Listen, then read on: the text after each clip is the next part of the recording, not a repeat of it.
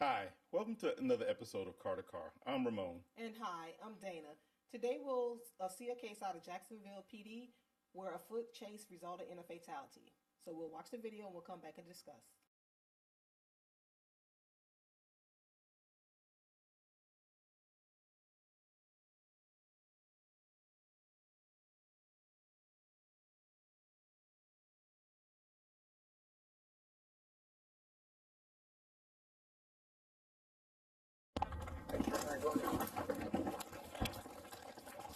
Move! I got 438, got one running. Southbound towards the Maryland. Get on the fucking ground! Good, guy, good! Get on the fucking ground! I got 438, shots fired. Stay on the ground! Get on the fucking ground!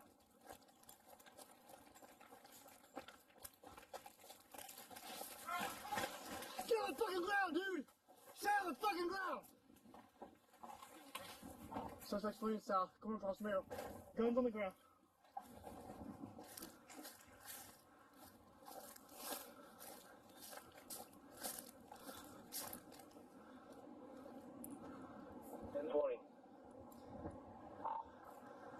Just seeing tall pine. Subject's gonna be a Bravo Mike. Blue jeans, black jacket with a white stripes.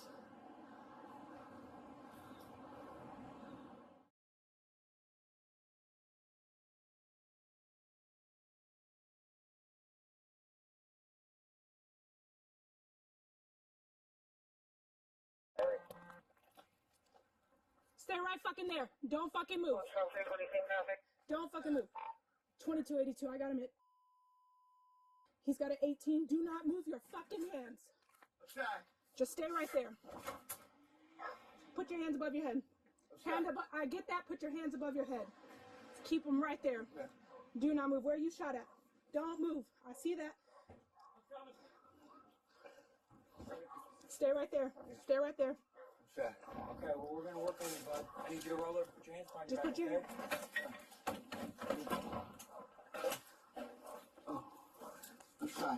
I get Okay, that. we're gonna work on you, We got okay? rescue coming for you. Stay just like that. You got anything on you? Search him with me. Yep, Yeah. don't. coming over here. I must just start this by saying, I know we're probably going to have a debate about this, but I believe this shooting is justified, and I'm going to tell you why. So, we understand that this case involves some police officers surveilling a group of guys that are armed. And so once the police officers move in, you have one of the suspects run away.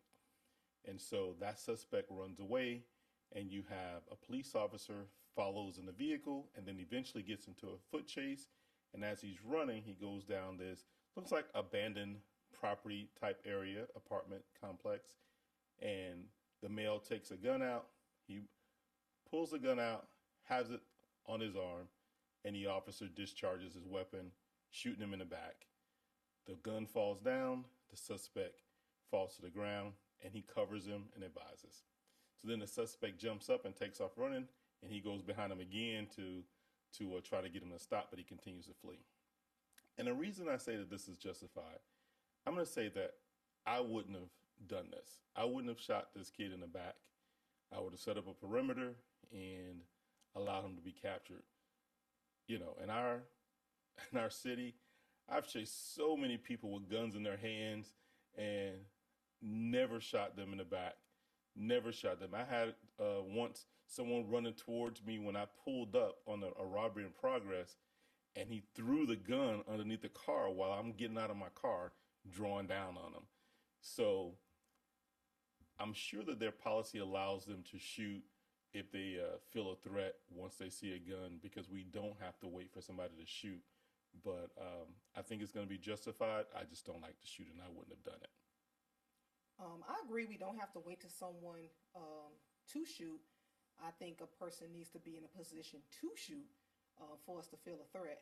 And in this instance, this gentleman was running top speed and the gun was pointed to the ground. For him to have done a motion to shoot at the officer could have recognized that and been able to shoot. But if you're that afraid of a gun that's pointed down, why don't you stop prior to you shooting him in the back because you stopped after you shot him in the back. You did not continue to chase him. So obviously it wasn't a big deal to catch him like you catch him right away because you stopped after you shot him. And you did exactly what you could have done prior to shooting, set up the perimeter, and then get, assistance with capturing him. Set up that perimeter, call for K9, and then you take him that way. But that's not what occurred. So that's why I don't believe just because the suspect had a gun, it's automatically justified. We still have to be, it has to be a threat. And just show me any police policy that says just because a person has a gun, you're automatically justified to use deadly force. And I don't think one exists. So I think there was still some other actions that could have been taken before deadly force was used in this case. Listen, I'm not debating that. I agree. I think that there's probably no policy that says it, but how these policies are written, they're allude to the justification of it. There was a situation that I remember where someone was chasing an offender and they were running with a gun in their hand, and they put their hand back and they were able to shoot the officer by putting their hand over their head and shooting back. And that's just running like this. You know what I'm saying? So there is, in fact, I believe, a threat that's there. But like you said, you could have stopped. You could have got into a different direction of, not directly behind the person, use cover, slow down, running a little bit. There's a lot of different things you could have done. I remember when I first came on, there was a supervisor, it was actually my supervisor, and they said, hey, if your supervisor takes his gun out, duck. Because at that point, I think he had shot maybe 6 or 7 people.